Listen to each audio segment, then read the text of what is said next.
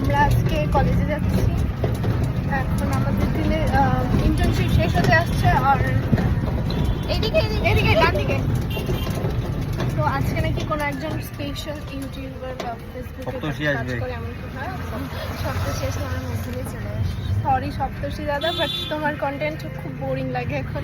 Boring না, ভালো content আছে আসলে আমরা রোস্ট করতেছি ভাই। ঠিক আছে, তো যাই হোক, কে আসছে দেখা যাক। কলেজে গিয়ে বাকি ব্লগটা কন্টিনিউ করছি।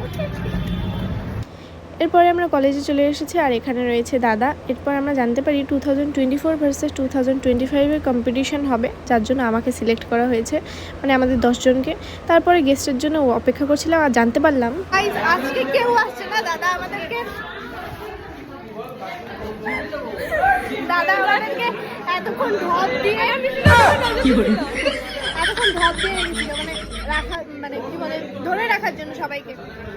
এখন যখন জেনেছি কেউ আসবে না, তখন আমরা দাদার মিষ্টিতে হাত দিয়ে